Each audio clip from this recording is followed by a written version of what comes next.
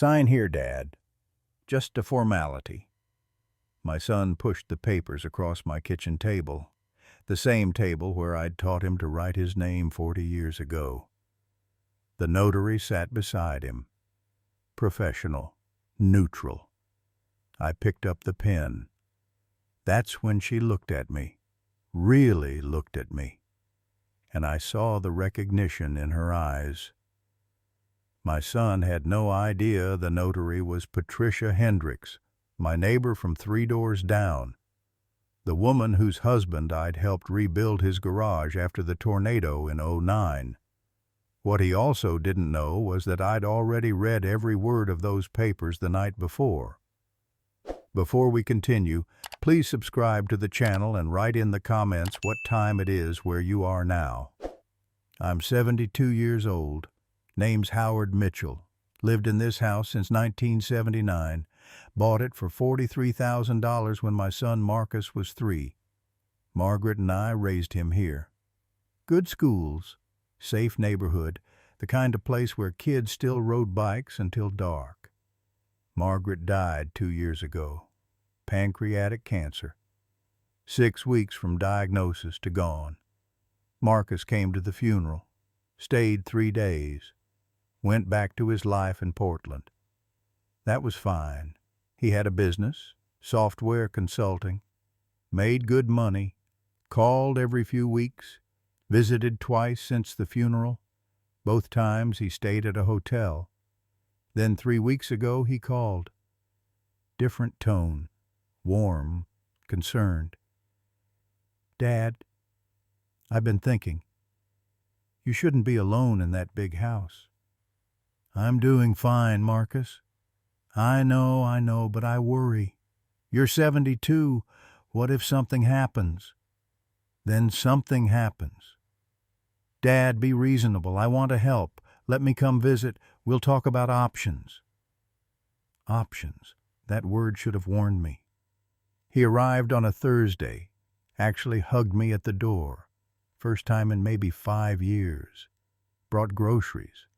Expensive stuff. Steaks. Good coffee. The brand Margaret used to buy for special occasions. We had dinner.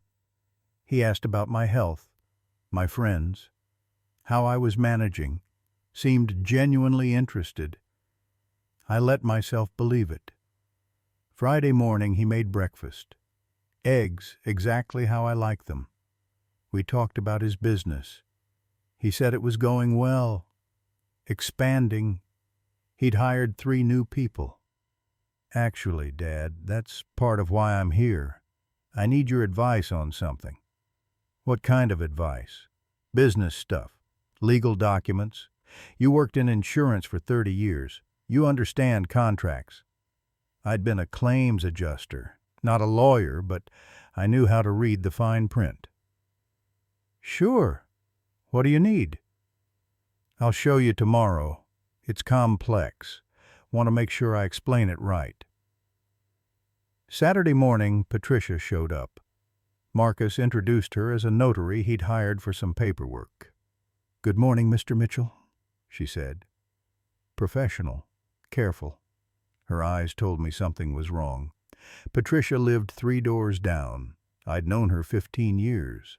Her husband Tom and I had rebuilt his garage after the tornado took half of it.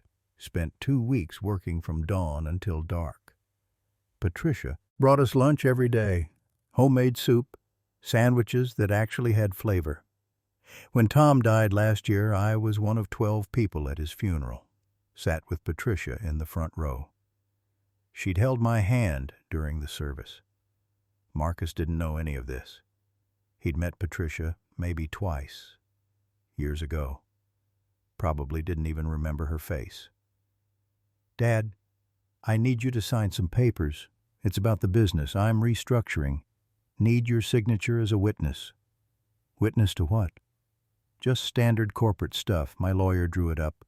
Everything's legal. The notary's here to make it official. He spread the papers across the table. 23 pages. Dense legal text. Why don't you walk me through it? Dad, it's really technical. Honestly. I don't understand half of it myself. That's why I paid a lawyer $3,000 to write it. Just need your signature on page 12 and page 20. If you don't understand it, why are you signing it? Because my lawyer says I need to. Dad, this is important. Time sensitive. I need to file this by Monday or the deal falls through. What deal? Dad. Impatient now, the warmth from the last 2 days evaporating. I need you to trust me. Have I ever steered you wrong? Patricia was watching me. Hadn't said a word. Just watching. Let me read it first. Marcus's jaw tightened. We don't have time. I have a flight at 6. If you don't sign this now, I'll miss my window. Then you'll miss your window. Jesus Christ, Dad.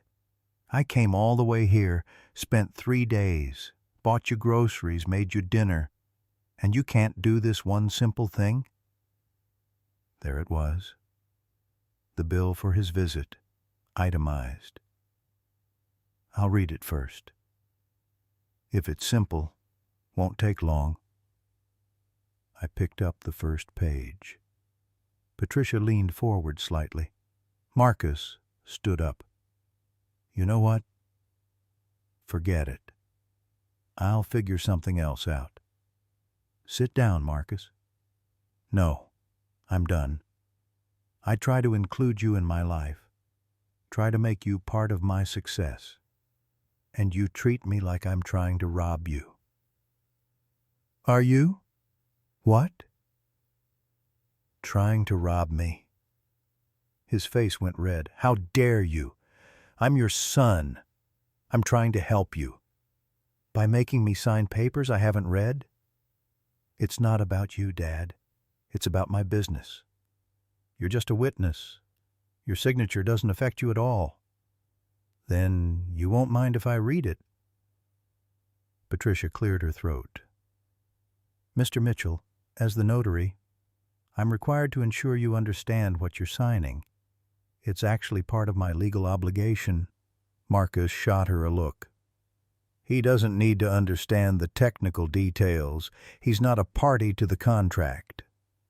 Actually, Patricia said, her voice even, page 12 designates Mr. Mitchell as power of attorney transferee, and page 20 is a deed transfer.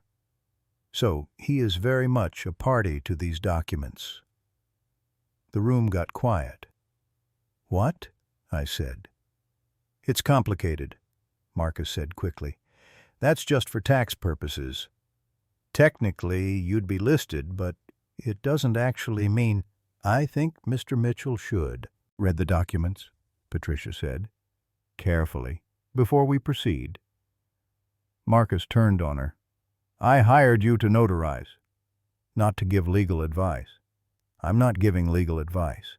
I'm fulfilling my legal duty to ensure the signer understands what they're signing and isn't being coerced. Coerced? He's my father. This is family business. Then there should be no problem with him reading it. Marcus grabbed the papers. Actually grabbed them. Right off the table. You know what? We're done here. Dad, I tried. I really tried. But you're impossible. Mom always said you were stubborn. Guess she was right. He pulled out his phone, started tapping. I'm changing my flight. Leaving today. Don't bother calling me. I'm done trying to help you. He stormed out. Didn't even pack. Just grabbed his keys and left.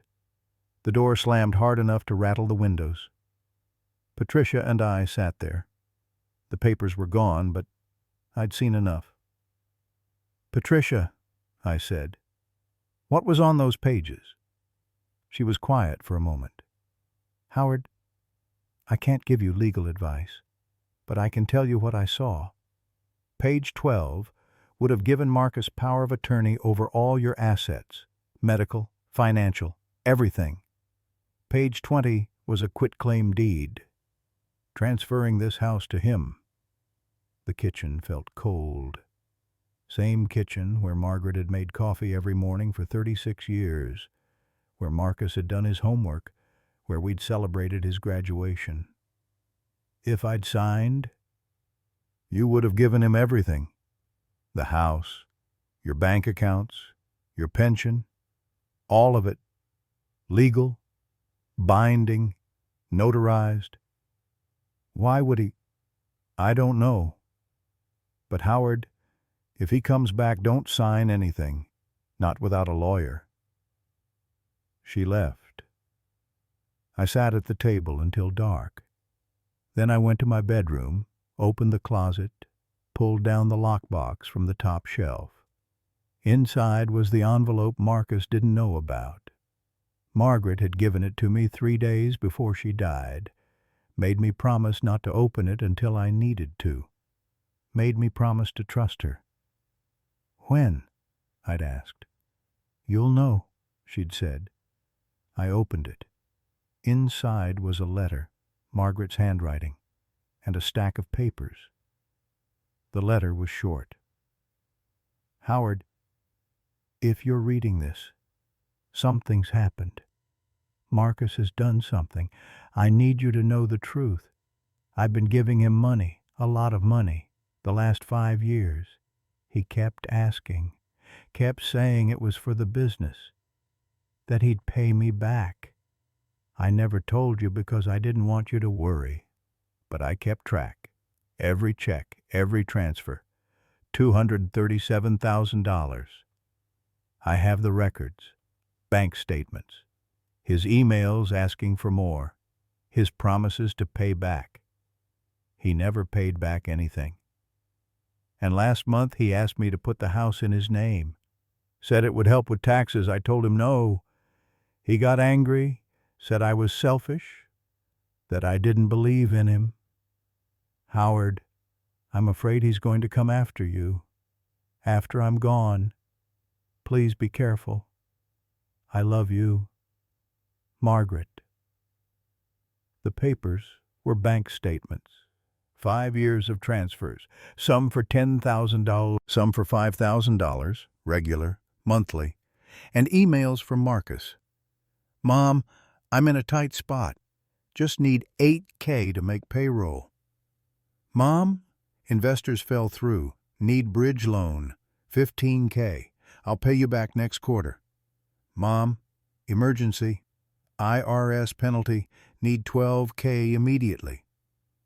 Every email promised repayment. None mentioned the previous loans. The last email was dated 2 months before Margaret died. Mom, I need you to sign the house over to me. Trust me on this. It's for tax purposes. You can still live there. But on paper, I need to own it. This is important. I wouldn't ask if it wasn't critical. Margaret's reply. Marcus, no. That house is your father's security. I won't do this. His response. Fine. Don't help your own son. I'll figure it out myself. I sat there, holding the papers. The house was quiet. Margaret's coffee mug still sat on the shelf where I'd left it.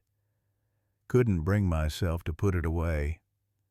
My son had stolen $237,000 from his dying mother. And when that wasn't enough, he'd tried to steal the house from his grieving father. I didn't sleep that night. Sunday morning I called Daniel, my lawyer, friend from the Rotary Club, been practicing family law for 40 years. Howard, good to hear from you. How are you managing? I need to see you, today if possible. Of course. Everything okay? No. I met him at his office at 2. Showed him everything. The papers Marcus tried to make me sign. Margaret's letter, the bank statements, the emails. Daniel read it all. Took him 40 minutes. When he finished, he took off his glasses. Howard, your son was trying to commit elder fraud. If you'd signed those papers, he would have owned everything. The house, your retirement accounts. Everything. And with power of attorney, he could have emptied your bank accounts, taken out loans against the house, even had you declared incompetent and put in a home. Can he still try? He can try. But now that you know, we can protect you. I'll draw up documents. Revocable trust. New will. Durable power of attorney naming someone you trust. And we'll file a notice with the county recorder's office flagging any attempts to transfer your property. How long? I can have it ready by Wednesday. Do it. I went home. Marcus had called 6 times. Left 3 voicemails. First message. Dad, I'm sorry I left like that. I was frustrated. Call me back. Second message. Dad, seriously, call me. We need to talk about this. I need those papers signed by tomorrow. Third message. Dad, you're being unreasonable. This is important. If you don't sign, I'm going to lose everything. Is that what you want? To destroy your son's business? I deleted them. Then I opened my laptop, started going through my bank accounts, looking for anything unusual. Found it. 4 months ago, a transfer. $25,000 from my savings to checking. I didn't remember making it. Then, 3 days later, $25,000 from checking to an external account. I called the bank Monday morning, talked to the fraud department. Mr. Mitchell, I'm showing that transfer was initiated online from your account using your password. I didn't make that transfer. Do you share your password with anyone? Margaret used to handle the online banking. After she died, I'd kept the same password. Her maiden name plus her birth year. Marcus knew her maiden name. Could have guessed the year. I think my son accessed my account. I see. We'll need to file a fraud report, and I'd recommend changing all your passwords immediately. I changed every password, made them random letters and numbers, wrote them down in a notebook I kept in the lockbox. Then I called Patricia. Patricia, thank you for Saturday. Howard, I was doing my job. You did more than your job. You protected me.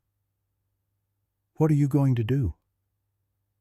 I'm working with a lawyer, getting documents in order, but I need a favor. Name it.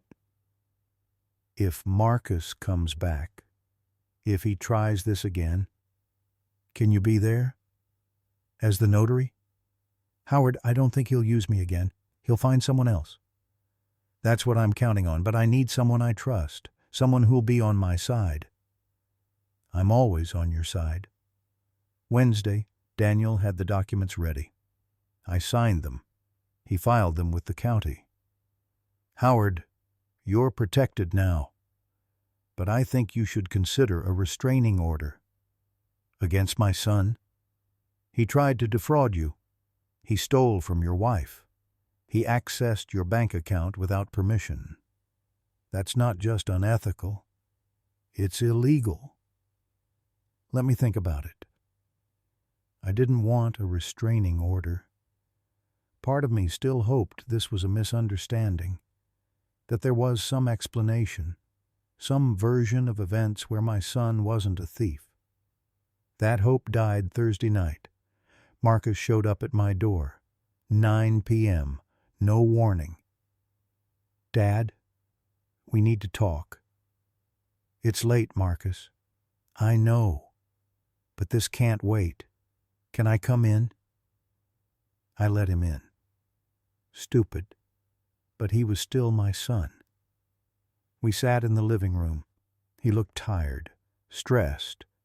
Dad, I'm in trouble. Real trouble. The business is failing. I owe people money. A lot of money. If I don't pay by the end of the month, I'm going to lose everything. How much? $340,000. The house. The house was worth $340,000. That's unfortunate, I said. Dad, I need your help. I know I screwed up on Saturday. I shouldn't have tried to rush you, but I was desperate. I still am. Please, let me explain what those papers actually do. I know what they do. Power of attorney. Property transfer. It's not what you think. Yes, technically the house would be in my name, but you'd still live here. Nothing would change for you. I'd just use the equity to secure a loan, save the business, then I'd transfer it back. You'd transfer it back. Yes, I promise, Dad, I'm your son. You raised me. You know I'm not a bad person. I just made some bad investments, trusted the wrong people. It happens, but I can fix this. I just need your help. No. His face hardened. No. Dad, you're not listening. If I don't get this money, I lose everything. My business, my reputation, everything I've worked for. You should have thought of that before you stole from your mother. Silence. What? I pulled out Margaret's letter, handed it to him. He read it, took his time. When he finished, his hands were shaking. She told you. She left me a letter with documentation. $237,000, Marcus. You took $237,000 from your dying mother.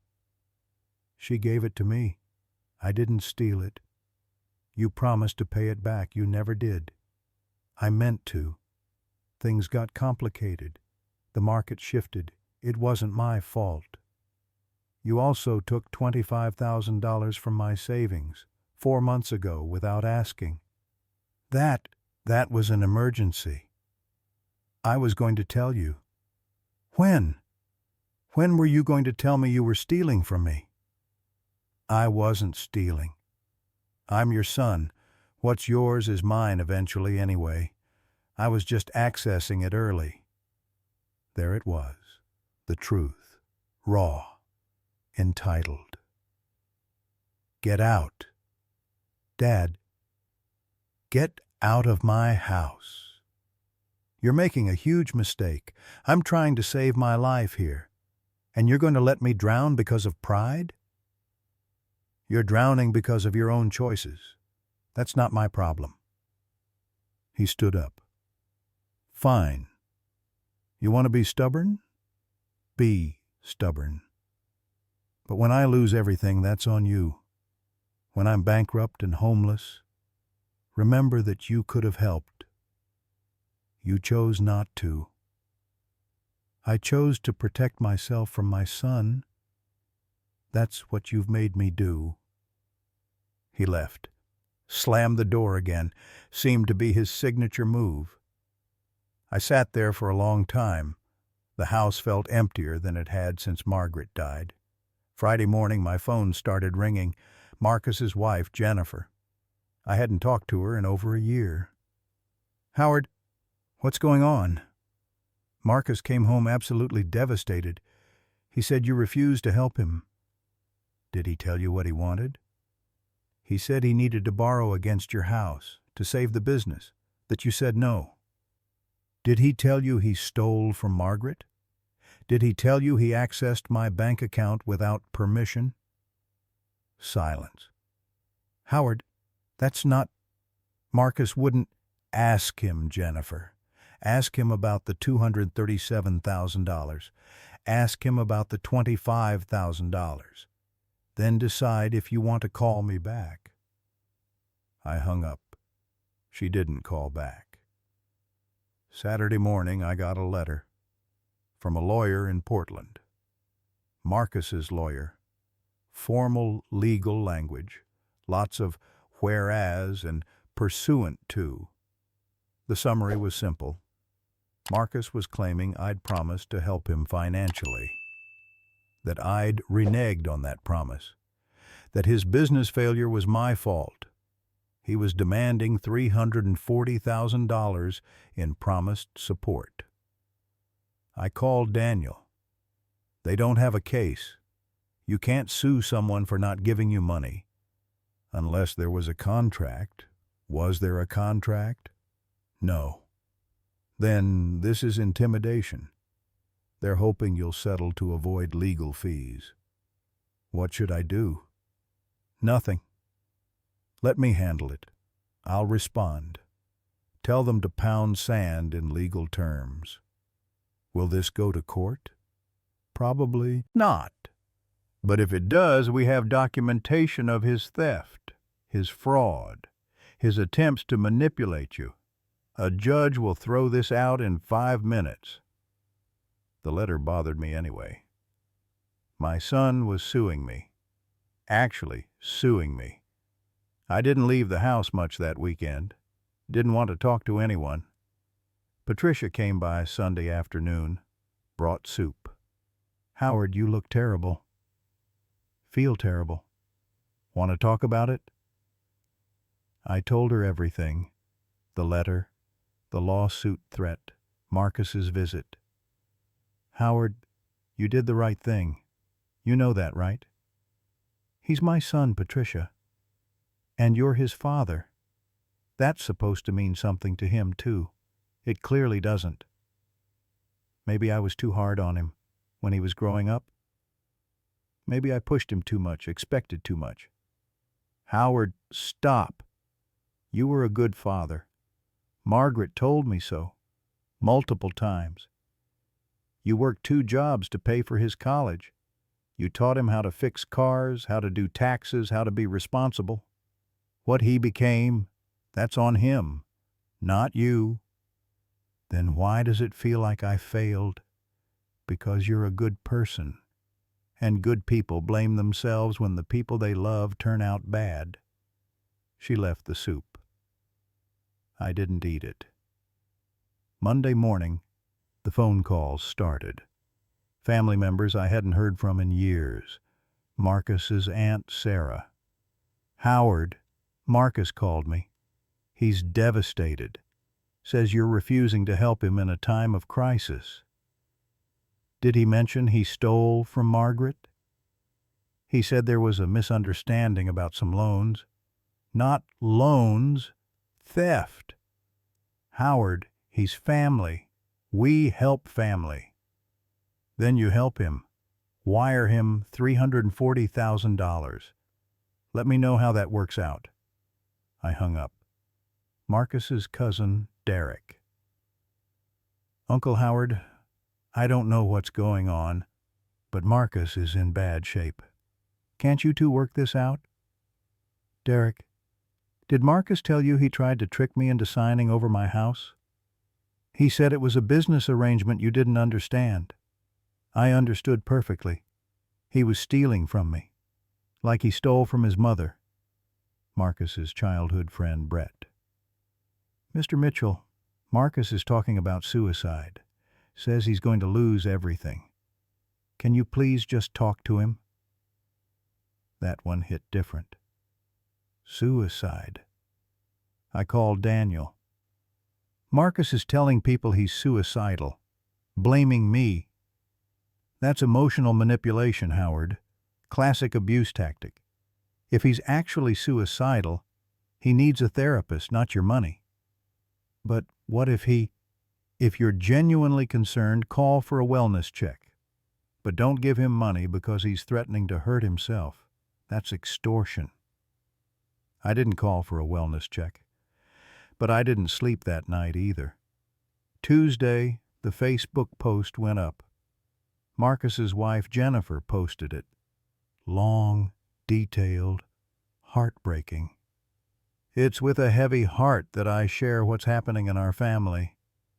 My husband Marcus is facing a crisis. His business, which he's worked on for 15 years, is failing. We're about to lose everything. Not because of anything Marcus did wrong, but because his father has refused to help. Howard Mitchell is sitting on a $340,000 house while his only son faces bankruptcy and homelessness. We've begged, we've pleaded. He won't even talk to us. This is what happens when greed and stubbornness take over, when a father values money more than his own child. Please keep Marcus in your thoughts. We don't know what we're going to do." The post had 412 likes in 3 hours, 127 comments, most supporting Jennifer and Marcus, some calling me selfish, cruel, a terrible father. Patricia called. "Howard, have you seen the Facebook post?" "No, I'm not on Facebook." "Don't look at it. It's garbage. Lies and manipulation." "What does it say?" She told me. "Howard, everyone who knows you knows this is nonsense. But there are a lot of people commenting who don't know you, who believe this version. Should I respond?" "No, don't engage. It's what they want. They want you to look defensive, unstable. This is part of a strategy." "What strategy?" "I don't know. But nothing good." Wednesday morning, Adult Protective Services knocked on my door. 2 women. Professional. Concerned. "Mr. Mitchell? I'm Sarah Chen from APS.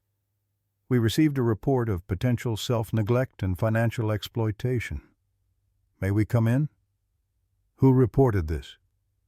"We can't disclose that, but we're required to follow up on all reports." I let them in.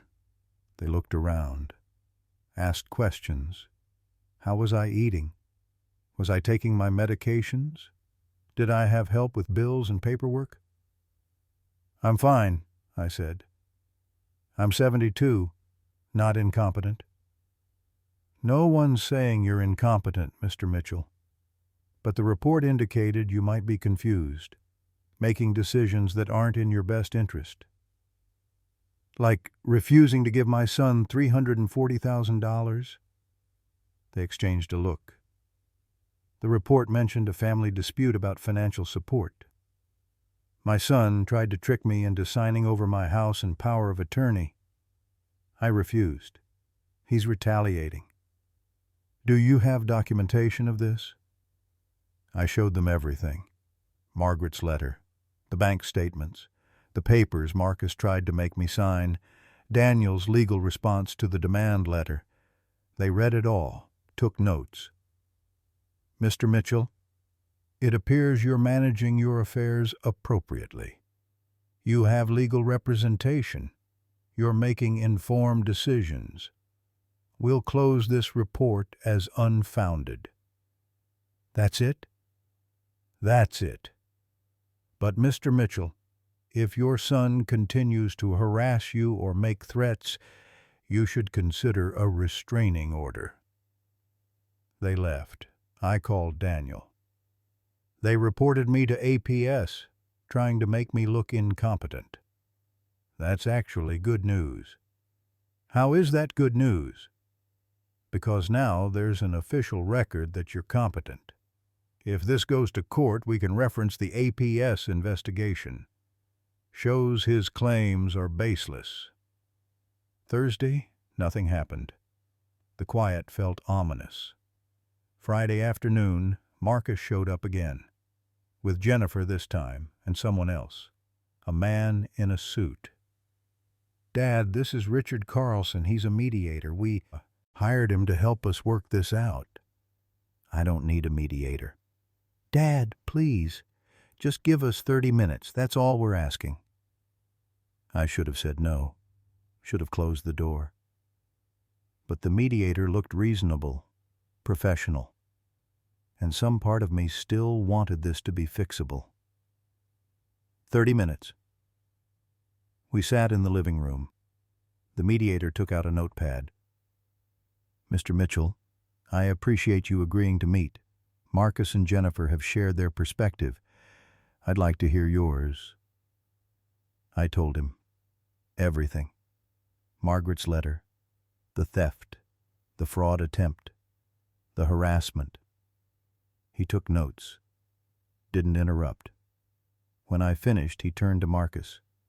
"Is this accurate?" "Some of it is exaggerated. But yes, I took money from Mom. She offered it. And yes, I accessed Dad's account. But it was an emergency. And the papers I asked him to sign, those were legitimate business documents. He's misunderstanding them. I had them reviewed by a lawyer. They weren't business documents. They were property transfer and power of attorney. Dad, you had them reviewed? Of course I did. Marcus looked at Jennifer. Something passed between them. The mediator cleared his throat. Mr. Mitchell, I think there's been significant breakdown in trust here. Marcus has made some poor choices, but he's also in a genuine crisis. Is there any way you'd be willing to help? Perhaps with a loan? With clear terms and repayment schedule? No? May I ask why not? Because he won't pay it back. He owes his mother $237,000. Never paid back a cent. He accessed my account without permission.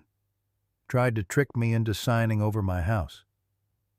Why would I give him more money? Because I'm your son, Marcus said, his voice cracking. Because when you die, I'm getting the house anyway. So why not let me use it now when I need it? There it was again, the entitlement, the assumption that what was mine was already his. You're not getting the house. What? I changed my will. The house goes to charity. St. Michael's homeless shelter. Margaret volunteered there for 12 years. They'll use it to house families in crisis. Real families, not thieves. Marcus stood up. You're leaving my inheritance to strangers? You have no inheritance. You stole it. From your mother. From me. You want money? Earn it. Jennifer was crying. Marcus was red-faced. The mediator looked uncomfortable.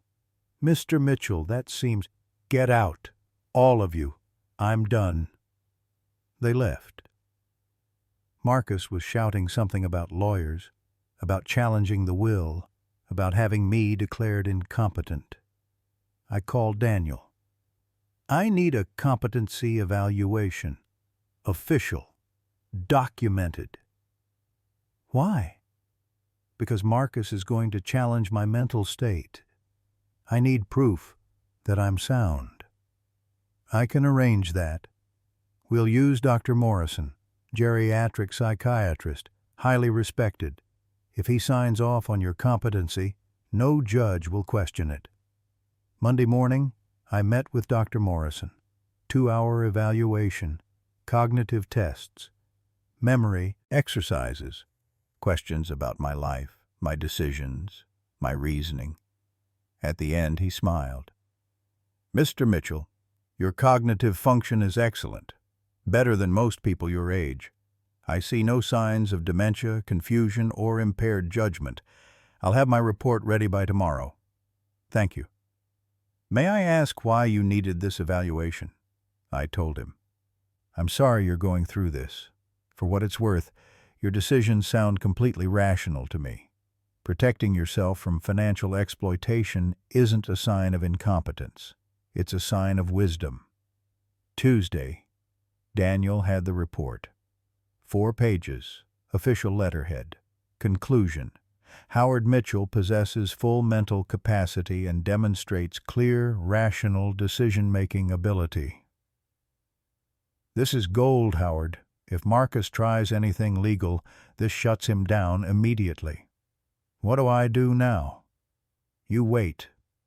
The ball's in his court. Either he accepts the situation and moves on, or he escalates. If he escalates, we get a restraining order. I waited. Wednesday, Marcus's business filed for bankruptcy. I saw the public notice online. Chapter 7. Liquidation. Complete failure. Part of me felt vindicated. Part of me felt sick. Thursday, Marcus called. First time in 2 weeks. Dad? Marcus? I'm bankrupt. The business is gone. We're losing the house. Jennifer's parents are letting us stay with them. I'm sorry to hear that. Are you? Because you could have prevented this. You chose not to. I chose not to be your victim. That's different. I'm your son. You're a thief who happens to be related to me. That's not the same thing. Mom would be ashamed of you. That hit hard. Your mother is the one who warned me about you. She left me a letter, told me to protect myself. She knew what you were. She wouldn't have let me lose everything. She already gave you everything. You spent it. That's not my problem. I hope you're happy, Dad. You won. You kept your house, and you lost your son.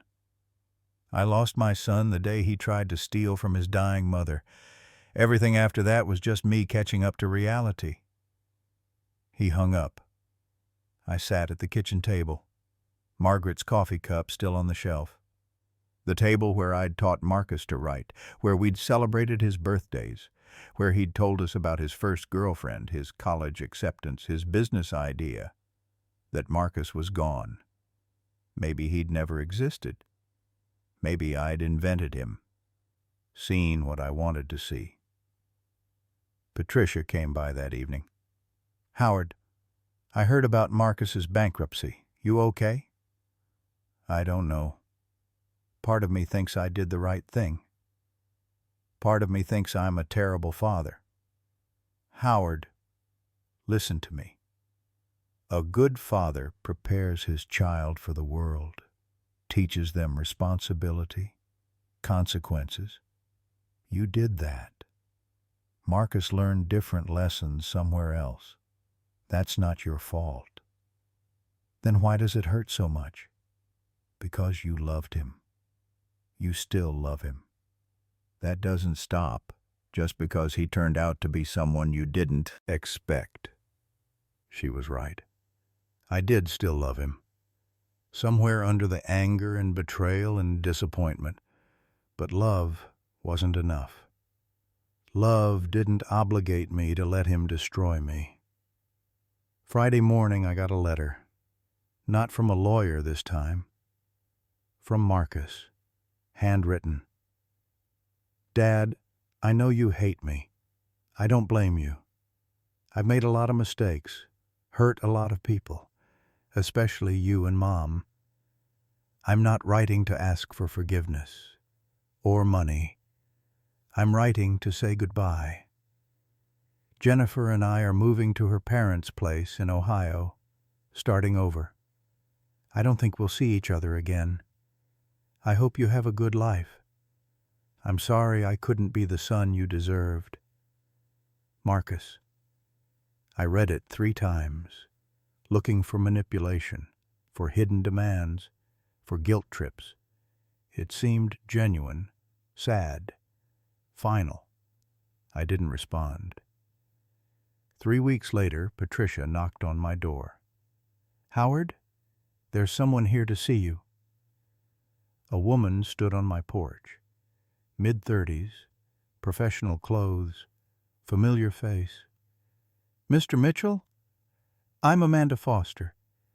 We met at your wife's funeral. I was Margaret's supervisor at St. Michael's Shelter. I remember. Come in. We sat in the living room. Patricia made coffee. Mr. Mitchell, I heard about your plan to leave the house to the shelter. I wanted to thank you personally. Margaret was one of our most dedicated volunteers. She'd be proud of this. I hope so. I also wanted to tell you about something Margaret did. Something I don't think she ever mentioned to you. What's that? 5 years ago, she set up a scholarship fund for kids aging out of foster care. She contributed to it monthly, $500 a month, funded it entirely herself. She said she'd seen too many kids end up homeless at 18, wanted to help them get a start. $500 a month for 5 years. That was $30,000. I didn't know. She was private about her giving. But Mr. Mitchell, that fund has helped 17 kids so far, paid for community college, trade school, first month's rent, security deposits. Margaret changed lives, quietly, without needing recognition. I thought about the $237,000 Marcus had taken, money that could have helped dozens more kids. Instead, it had disappeared into his failed business, his poor choices. Thank you for telling me. There's one more thing. Margaret told me about Marcus, about the money she'd given him. She was worried about what would happen after she died. She made me promise that if you ever needed help, I'd be there. So, Mr. Mitchell, if you need anything, please call me. She left her card. Patricia showed her out. Howard, you okay? Margaret knew. She knew what he was, and she still protected me, even after she was gone. That's love, real love. Not the kind that enables, the kind that protects. I kept Margaret's coffee cup on the shelf, kept the house the way she'd left it, not as a shrine, but as a reminder of real love, real partnership, real integrity. Marcus never called again. I heard through family that he got a job in Ohio, something in sales. Jennifer was working too. They were managing, barely. I didn't feel victorious or vindicated, just sad. For what could have been. For the son I thought I had. But I wasn't sorry. I'd protected myself, protected Margaret's legacy, protected the shelter that would help people who actually needed it. Some days I wondered if I'd been too hard, if I should have given him one more chance. Then I'd remember his face when he said, "What's yours is mine eventually, anyway." That's when I knew I'd made the right choice. The house is quiet now. I have coffee with Patricia twice a week, volunteer at the shelter on Thursdays. Margaret's scholarship fund is in my will too, along with the house. Marcus made his choices. I made mine. I can live with mine. That's more than he can say. If you like this story, please like it, subscribe to the channel, and share your impressions in the comments. To listen to more stories, click on the window on the right. Thank you for being with us.